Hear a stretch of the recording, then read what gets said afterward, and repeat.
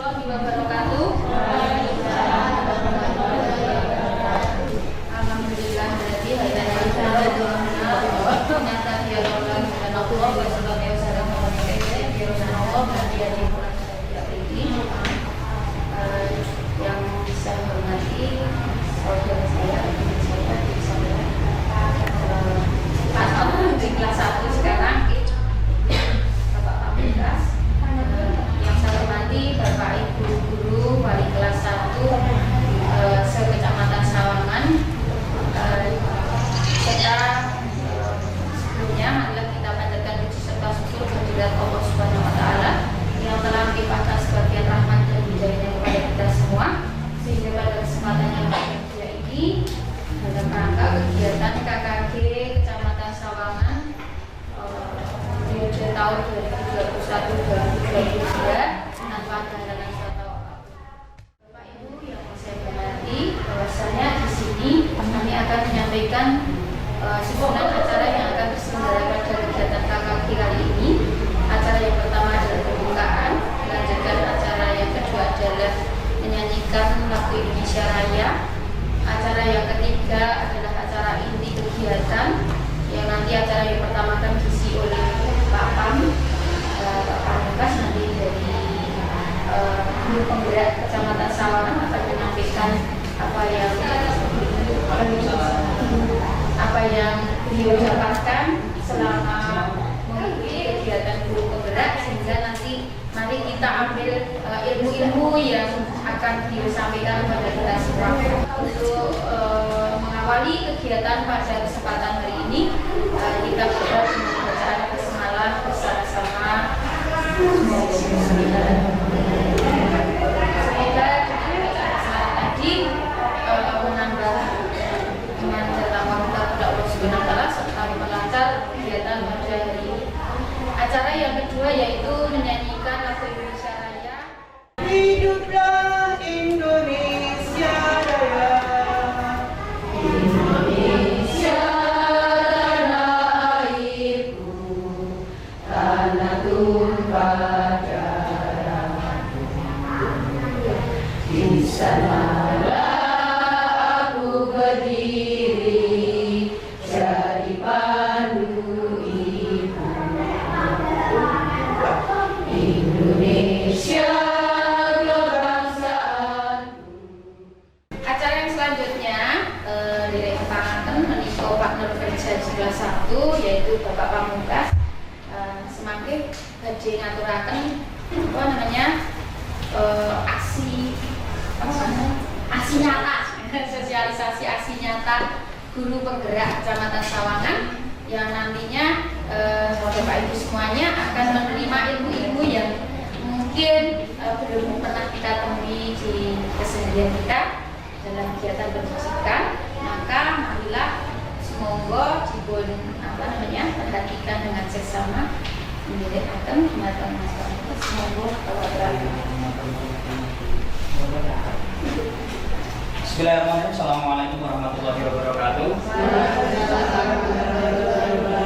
Salam sejahtera bagi kita semuanya. Sebelumnya marilah kita panjatkan syukur kehadirat Tuhan Yang Maha Esa Allah Subhanahu wa taala yang telah melimpahkan nikmat hidayahnya kepada kita semua, sehingga pada pagi hari ini kita dapat berkumpul di sini tanpa ada dengan suatu angkau. Shalawat dan salam senantiasa kita aturkan kepada junjungan kita Nabi Muhammad sallallahu alaihi wasallam yang kita nantikan syafaatnya di yaumul akhir. Sebelumnya terima kasih kepada Ibu Yukari yang sudah memberikan waktu kepada saya untuk bersosialisasi modul 1 tentang aksi nyata guru penggerak. Namun sebelumnya saya memperkenalkan diri dulu.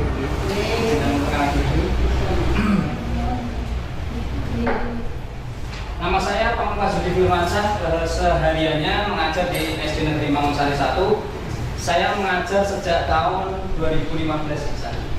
Kemudian saya merupakan CGP, bukan EGP, CGP. Kalau EGP itu memang boleh pikirin. CGP, ya CGP itu calon guru penggerak, baru calon guru penggerak angkatan 4 Kabupaten Magelang. Baik, saya lanjutkan. Untuk modul 1 ini ada empat pokok yang akan saya sampaikan nanti. Yang pertama yaitu tentang filosofi pemikiran Ki Hajar Dewantara. Kemudian yang kedua yaitu tentang nilai dan peran guru penggerak. Yang ketiga itu tentang visi guru penggerak dan budaya positif. Pemikiran Ki Hajar Dewantara tentang pendidikan. Di sini dijelaskan bahwa tujuan pendidikan yaitu segala kodrat yang ada pada anak dan melekat pada anak. Jadi Ki Hajar Dewantara itu lebih menekankan pada kodrat alam dan juga kodrat zaman, Bapak Ibu. Kemudian kita lanjutkan. Nah, di sini ada pengertian dari pendidikan dan juga pengajaran menurut Ki Hajar Dewantara. Menurut Ki Hajar Dewantara, pengajaran yaitu merupakan bagian inti dari pendidikan, dan sedangkan pendidikan itu adalah memberi tuntunan. Jadi menurut Ki Hajar Dewantara, pendidikan dan pengajaran merupakan usaha persiapan dan juga kepentingan hidup manusia untuk bermasyarakat maupun hidup berkebudayaan dengan seluas-luasnya.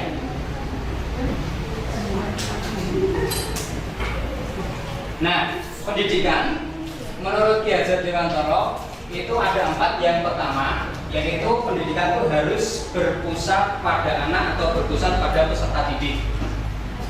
Bahwa pendidikan itu seharusnya menjadikan pusat murid, menjadi pusat pembelajaran. Jadi guru hanya sebagai fasilitator, sebagai pembimbing, dan juga sebagai pemimpin pembelajaran. Jadi anak ataupun murid itu lebih aktif dalam pembelajaran. Yang kedua, pendidikan sejatinya itu sesuai dengan kodratnya. Kodrat pada anak itu mempunyai 2 kodrat. Yang pertama, kodrat alam, dan yang kedua adalah kodrat zaman. Yang selanjutnya, nomor 3 adalah menurut Ki Hajar Dewantara, pendidikan itu lebih ke menuntun. Maksud dari menuntun yaitu diibaratkan pendidik itu sebagai petani.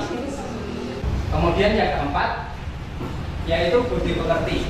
Budi pekerti itu adalah hasil dari perpaduan ide gagasan, kemauan yang mana nanti akan menghasilkan tenaga ataupun menghasilkan semangat.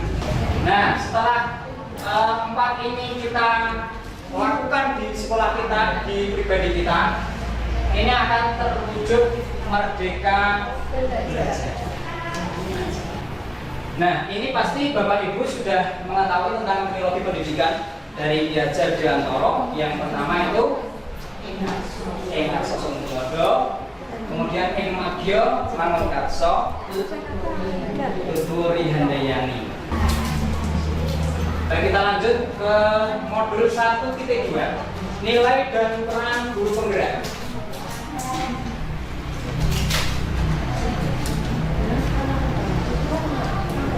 Yang pertama yaitu mandiri.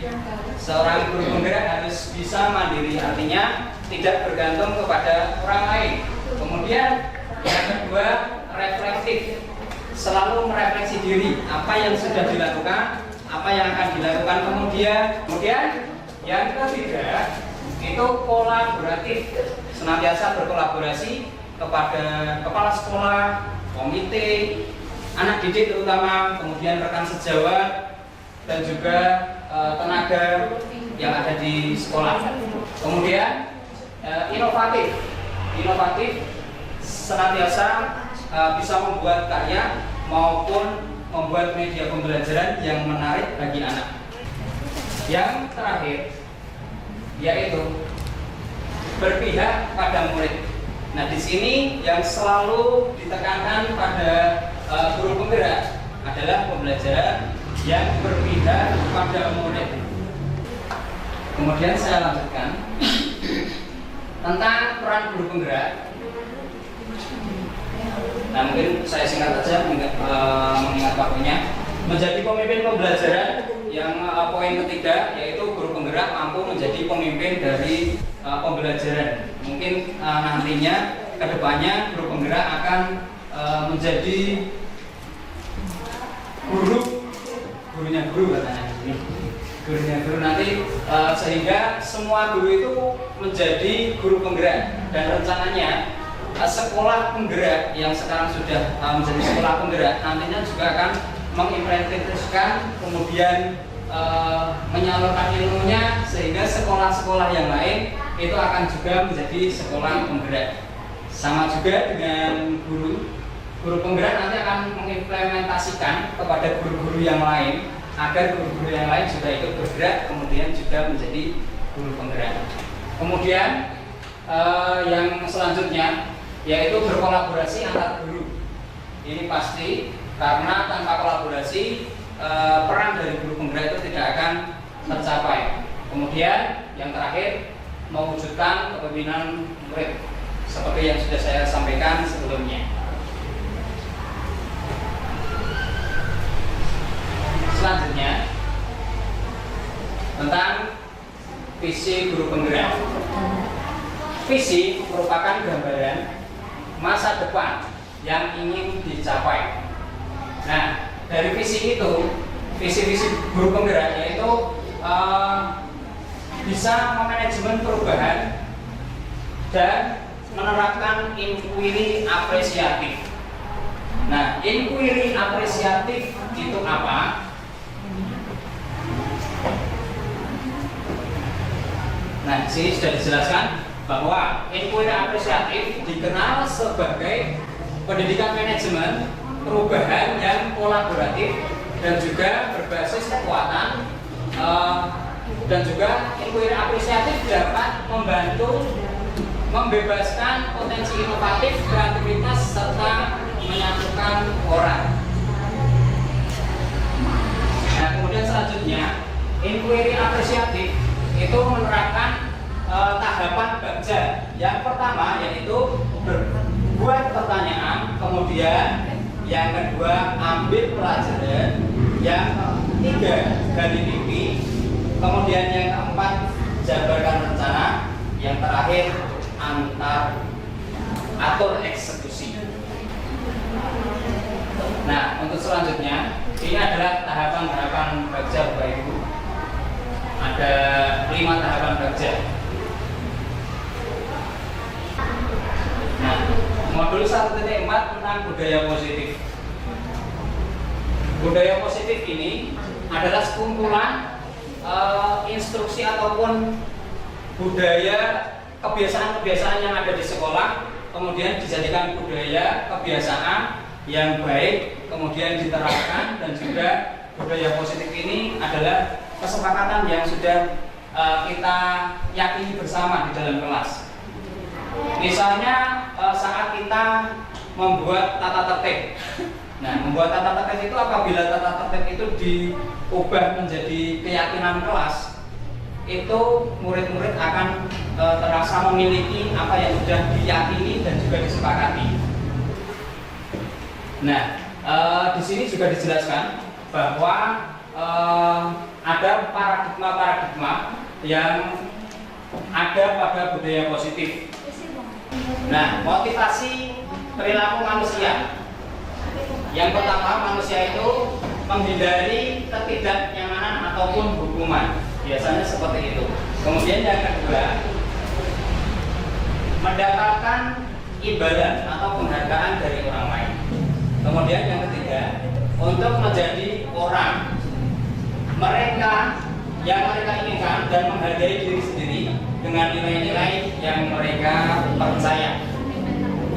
Nah, di sini contoh dari keyakinan kelas yang bisa Bapak Ibu guru terapkan di kelasnya. Yang pertama, keyakinan kelas itu bersifat abstrak. Dari poin-poin keyakinan kelas ini dapat Bapak Ibu guru terapkan di kelas masing-masing. Dengan keyakinan kelas, maka insya Allah murid itu akan lebih memiliki apa yang sudah diyakini, kesepakatan bersama, kemudian beda dengan aturan ataupun tata tertib. Oke, saya lanjutkan. Kebutuhan dasar manusia. Ada 5 kebutuhan dasar. Yang pertama, cinta dan kasih sayang. itu merupakan kebutuhan dasar manusia. Kemudian yang kedua, penguasaan. Yang ketiga, kebebasan.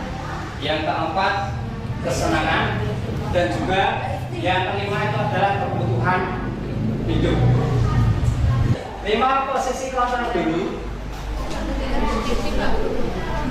Di sini ada posisi kontrol yang negatif, ada pula yang positif. Yang positif bisa di sini sebagai manajer, guru adalah sebagai manajer, kemudian guru sebagai teman, dan juga guru adalah sebagai pengontrol murid. Nah, selanjutnya tujuan dari aktivitas 5 ini yaitu pencapaian posisi manajer dan lain-lain yang sudah tadi saya sampaikan. Nah, segitiga restitusi itu adalah proses menciptakan kondisi bagi murid untuk memperbaiki kesalahan mereka. Di sini ada langkahnya dan juga teori kontrolnya. Yang pertama, menstabilkan identitas atau stabilis the identity. Kemudian validasi tindakan yang salah. Kemudian yang ketiga, menanyakan keyakinan. Nah, segitiga restitusi apabila digambarkan seperti ini, Bapak Ibu, tadi menstabilkan identitas, kemudian yang terakhir itu validasi tindakan yang salah. Nah, kita sampai di profil pelajar Pancasila. Profil pelajar Pancasila yang pertama yaitu ketuhanan yang Maha Esa, ya Bapak Ibu. Kemudian beriman, bertakwa. Yang kedua, berkebinekaan global. Yang ketiga adalah gotong royong. Kemudian kreatif. Kemudian berpikir kritis, mandiri. Itu adalah 6 keterampilan yang dimiliki oleh profil pelajar Pancasila. Nah, dari poin-poin tadi, yang pertama, beriman, bertakwa kepada Tuhan yang Maha Esa dan juga berakhlak mulia. Ada 5 poin yang ada di poin pertama, yaitu akhlak beragama, kemudian yang kedua akhlak pribadi, yang ketiga akhlak kepada manusia, kemudian akhlak kepada alam, dan juga akhlak bernegara. Kemudian yang poin kedua, berkebinekaan global, yaitu mengenal dan menghargai budaya yang ada di Indonesia maupun di daerahnya masing-masing. Yang kedua, kemampuan komunikasi interkultural dalam berinteraksi dengan sesama. Kemudian yang ketiga, refleksi tanggung jawab terhadap pengalaman kebinekaan. Poin ketiga, bergotong royong. Yang pertama, dapat berkolaborasi. Yang kedua, kepedulian. Kemudian yang ketiga, berbagi. Kreatif sendiri mempunyai 2 poin.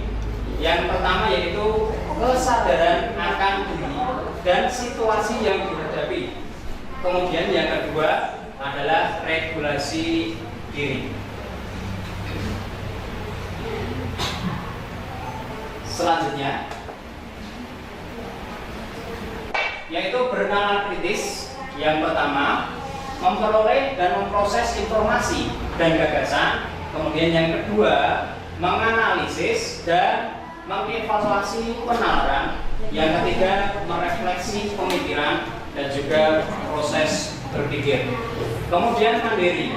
Ada 2 poin yang ada di profil pelajar Pancasila, yaitu mandiri. Yang pertama, menghasilkan gagasan yang orisinil, artinya ide-ide yang masih alamiah, bukan ide-ide mencontek dari gagasan orang lain. Kemudian yang kedua, menghasilkan karya dan juga tindakan yang orisinil.